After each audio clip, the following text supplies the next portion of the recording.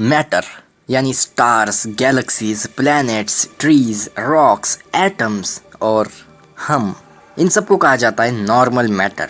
और ये जितना भी नॉर्मल मैटर है वो 5% से भी कम है इस नॉन यूनिवर्स में। अबाउट 25% है डार्क मैटर और 70% है डार्क एनर्जी। डार्क मैटर और डार्क एनर्जी दोनों ही होते हैं इनविजिबल, यानी कि हमारी आंखें और हमारी अभी की टेक्नोलॉजी से हम उन्हें देख नहीं सकते। ये बहुत ही स्ट्रेंज है ना? क्योंकि इससे हमें ये पता चलता है कि हम जिस यूनिवर्स को देखते हैं, जिन चीजों को एक्सपीरियंस करते हैं, वो तो सिर्फ छोटा सा हिस्सा है इस बड़े से यूनिवर्स का। बट हमें एक्चुअली में ये आइडिया नहीं है कि आखिर डार्क मैटर और डार्क एनर्जी क्या है और वो कैसे वर्क करते हैं। लेकिन हमें ये तो पक्का पता है कि वो एग्जिस्ट तो करते हैं फॉर श्योर। तो हमें इस डार्क एनर्जी और डार्क मैटर के बारे में कैसे पता लगा, और क्या होगा अगर हम अचानक से नॉर्मल मैटर से डार्क मैटर में बदल गए तो? वेल, हम क्या क्या जानते हैं इसके बारे में, चलिए जानते हैं।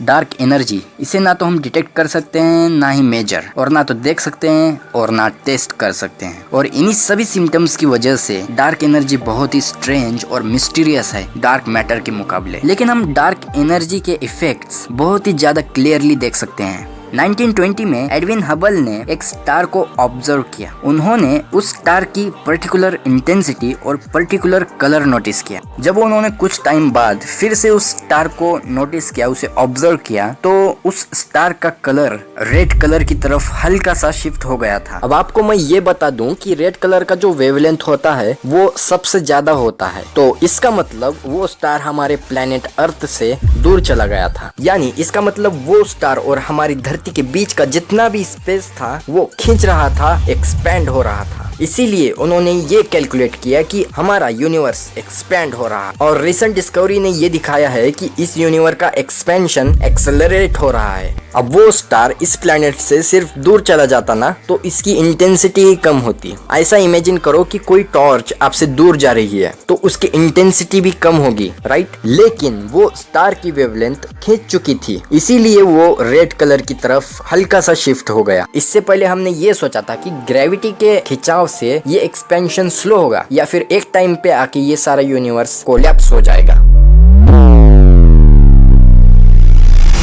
स्पेस एक्सपेंड करते टाइम भी अपनी प्रॉपर्टीज चेंज नहीं करता, बल्कि स्पेस ही स्पेस को क्रिएट करता जा रहा है। न्यू स्पेस कॉन्स्टेंटली हर जगह बनता ही जा रहा है। गैलेक्सीज का जितना भी सारा स्टफ है वो एक दूसरे की ग्रेविटी के साथ बंधा हुआ है। इसी वजह से हम इस एक्सपेंशन को अपनी डेली लाइफ में एक्सपीरियंस नहीं कर पाते। इस यूनिवर्स में एम्प्टी स्पेस हर एक सेकंड में बनता ही जा रहा है। So dark energy is like regular thing to empty space. एक ऐसी एनर्जी जो बहुत स्ट्रांग है उस हर एक चीज से जो हम जानते हैं, और वो एनर्जी और भी स्ट्रांग बनती जा रही है जैसे जैसे टाइम गुजर रहा है। इस यूनिवर्स में जितना कुछ भी है, अगर हम उसे कंबाइन करें तो जितनी एनर्जी बनेगी उससे भी ज्यादा एनर्जी है एम्प्टी स्पेस में। कुछ थ्योरीज डार्क एनर्जी को एक्सप्लेन करने की कोशिश करती हैं। एक थ्योरी के हिसाब से डार्क एनर्जी कोई चीज नहीं है, ये तो बस स्पेस की एक प्रॉपर्टी है। एम्प्टी स्पेस के पास उसकी खुद की एनर्जी है, उस एनर्जी से ही स्पेस को बना रहा है। सो जैसे जैसे यूनिवर्स एक्सपेंड होता है उसे और स्पेस मिलता जा रहा है, और वो सारा गैप फिल करता जा रहा है,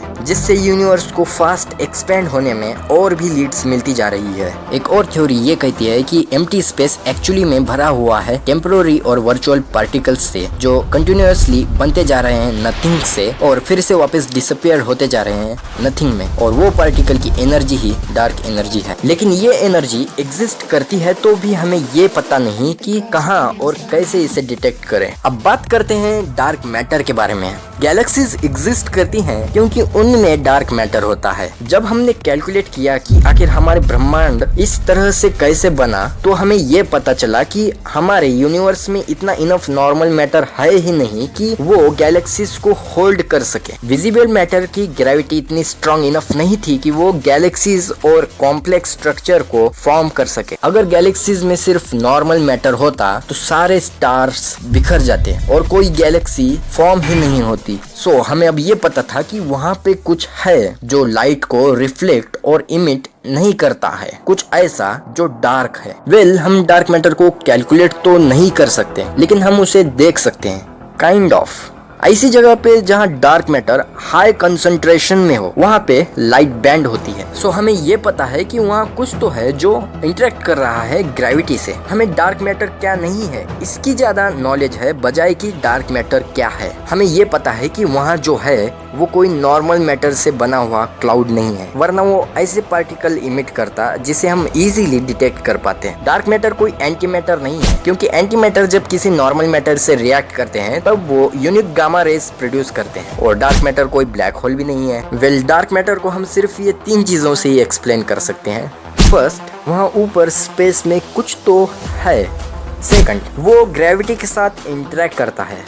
थर्ड, और वहाँ वो बहुत ही ज्यादा क्वांटिटी में प्रेजेंट है। डार्क मैटर प्रोबेबली बना हुआ है कॉम्प्लिकेटेड एक्सोटिक पार्टिकल्स से जो किसी लाइट और मैटर से इंटरेक्ट नहीं करते। वेल, हम डार्क मैटर के बारे में सिर्फ इतना ही जानते हैं, लेकिन हम खुद की क्यूरियोसिटी को जगा के ये क्वेश्चन पूछ सकते हैं कि क्या होगा अगर मैं या आप नॉर्मल मैटर से अचानक से डार्क मैटर में बदल गए। वेल, सबसे पहले आपको ये पता होना चाहिए कि एवरेज ह्यूमन बॉडी में 7 बिलियन एटम्स होते हैं और एक एटम में मेनली 3 सब एटमिक पार्टिकल्स होते हैं और ये सभी पार्टिकल्स एक दूसरे से डिफरेंट फोर्स से जुड़े होते हैं। अब अगर हम ये सारे पार्टिकल्स को डार्क मैटर के पार्टिकल्स में रिप्लेस कर दे तो आपकी बॉडी वर्क करना बंद कर देगी। इन शॉर्ट, इससे पहले कि आप ये समझ पाते कि आप डार्क मैटर में बदल रहे हो, उससे पहले ही आपकी मौत हो जाएगी। और अगर उस टाइम आपका दोस्त आपको देख रहा होगा तो उसे पक्का यही लगेगा कि थैनोस ने कहीं पे चुटकी बजाई है, क्योंकि आपका जो पार्ट